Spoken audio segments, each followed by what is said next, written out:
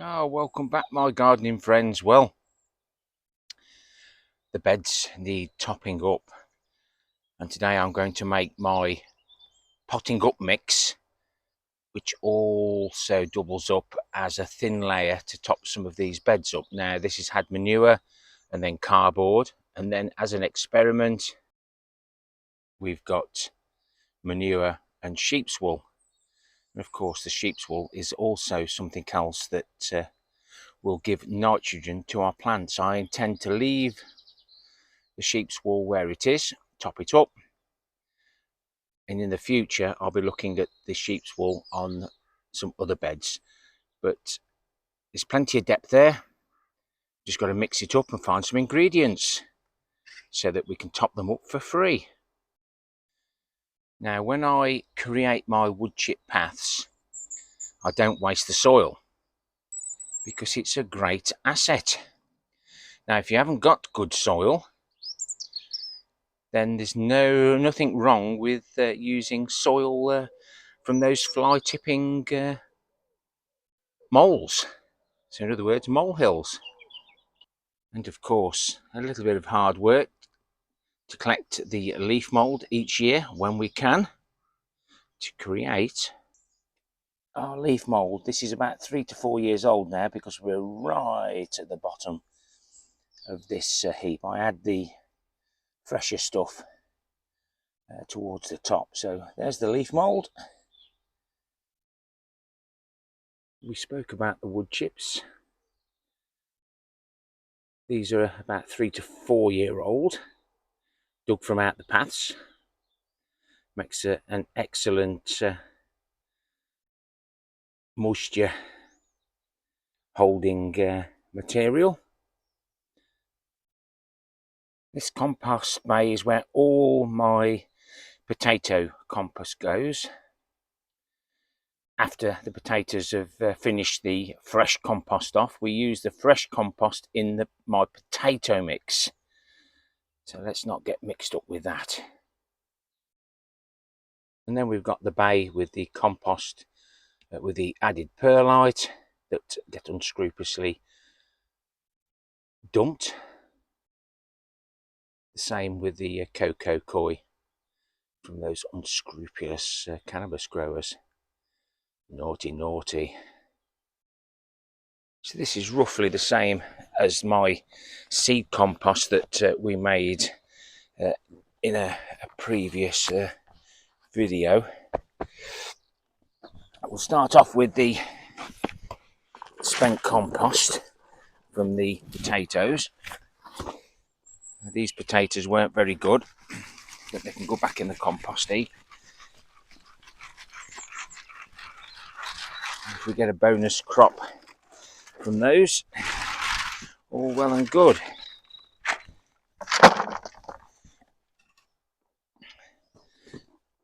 I'll get my shovel for the Coco Coir. Not prepared at all.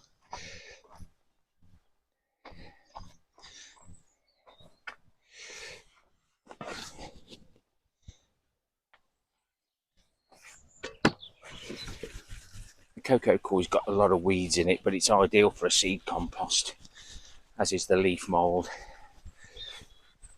and the wood chips. Yes, we get a few weed seeds, but hopefully that's all we get left, but that can go in the compost bin and get reused. Right, next is the leaf mould. Absolutely love the leaf mould. There's never any wastage other than any debris that gets into it. It's not all broken down. It doesn't matter how long it takes, because this can go in the compost bin. Again, it's just lots of different materials that are free to collect. Compost with the added perlite looks horrendous like that.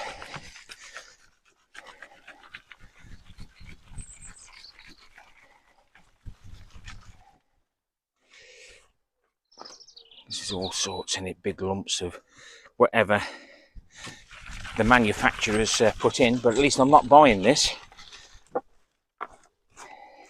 Big bits of wood. It all breaks down. If the compost was perfect, the worms would not enjoy it. Some soil, that can be, as we said, from Molehills. This has already been sifted once.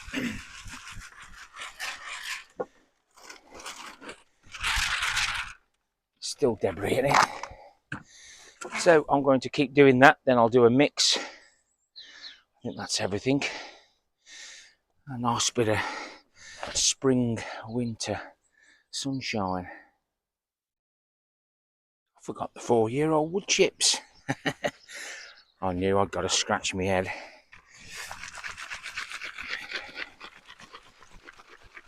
The small fibres off the wood chips add plenty of body like the soil does, because just compost on its own dries out far too quickly. Just trying to get a few jobs done. Once I get into a routine of getting these little jobs done, when I get half an hour, I can just come here and just merrily sift away. So the rest of those go back into the paths.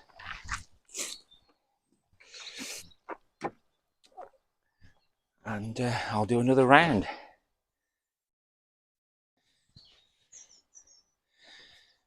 Right, next job is to get it all mixed up. And so these gloves that I've been using, the links are in the description below. When the hand gloves, you just absolutely, it just goes inside your gloves. You can see that you can't avoid it.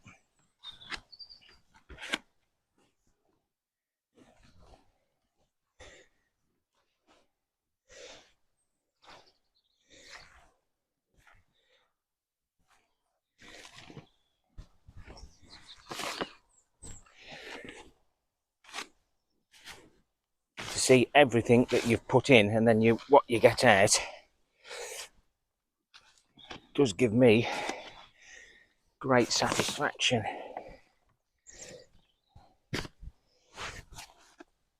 And of course, that pile there literally is six to 8 pounds, and it's took me what, 5 or 10 minutes. Right, I'll get that in the bucket. We'll move then down to the first bed. So we'll just get rid of, the worms love it.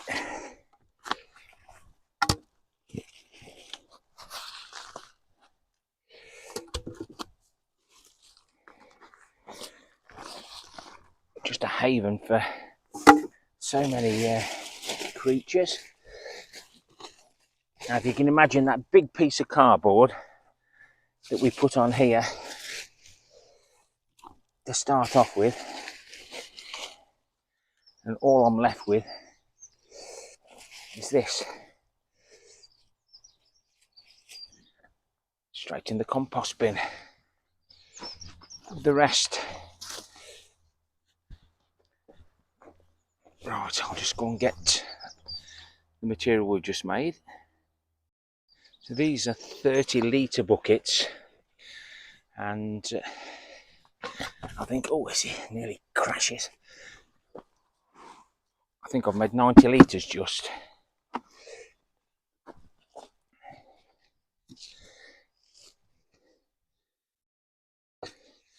The birds will love this. As soon as they see me flatten it all out, they're over me like a rash. So if that's 30, 40, 50, it's nearly a bag of compost gone on there. But this isn't like the compost you buy. Right, I'll just go and get another scoopful.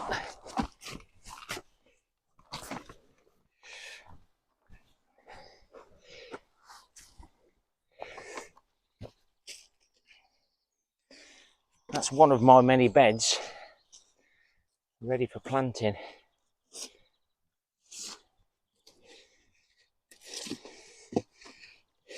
that sunshine on my back's quite nice. Probably not so good for you looking through the lens. But I'm just hoping that I can give people inspiration whilst gardening on a budget. Just a little bit of effort. Doesn't that look pretty?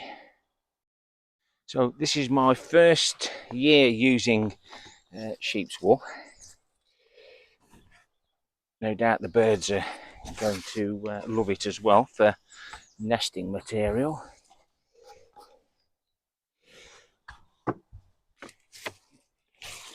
Just can't help myself, I've got to have a look underneath, see what's going on with it. I suppose realistically I could take these timbers off once the sheep's wool had settled. But this, I had one builder's bag full with about 10 fleeces for £20.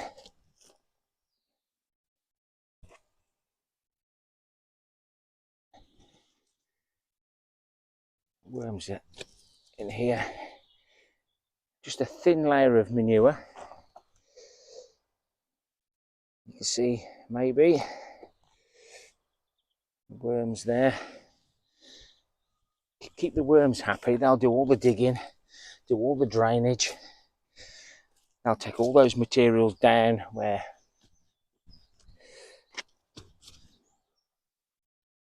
plants and roots need it, but I'm looking forward to seeing what happens with this. And then I'll decide then whether I bury the sheep's wool or put it in the compost bin. But I think burying it will add that nitrogen that some of our plants love. Not so much carrots, etc., not our root crops.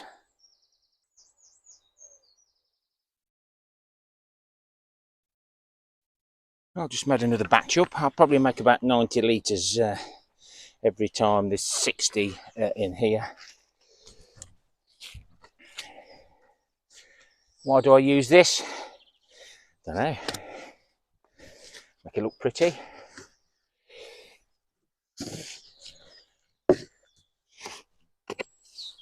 I'd hate a bed that's all just anyhow. The birds will soon sort it out for me. There's a good depth now in that.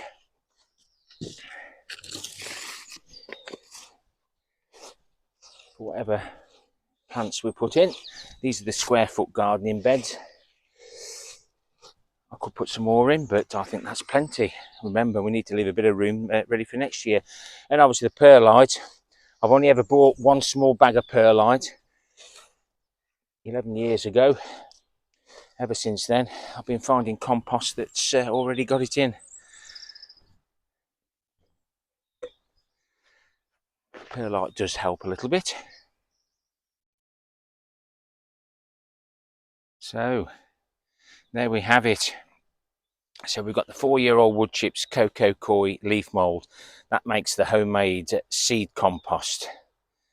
That's gone through the fan and a fire guard. And then to make the potting compost, we've added the compost with the added perlite. Homemade compost from the potatoes, so that's where this material from the compost bin goes into the potatoes, then it comes out. It's one of our mixes. And then we've just got soil, which can be soil from the footpaths or soil from Molehills. So that's all there is to it, he says. 12 months of hard work. We end up with some nice material to use without costing us hardly anything. Just our time. Hopefully it'll give you inspiration to do a little bit of homemade. Because it would have cost me £12 to top these 2 beds up. If you've liked the content, give me a thumbs up or a thumbs down for the interaction. Thank you to everyone who watches my videos from start to finish. That gives me the support I need. Leave me a comment on what you do. Join in with those comments. Give those comments a thumbs up if they've got good content in them, because that's where I learn in the comments. If I'm watching somebody's video, I'm watching what somebody's commented on, and I'll join in with those comments. Happy gardening to you all. Till next time, my friends. Ta for now.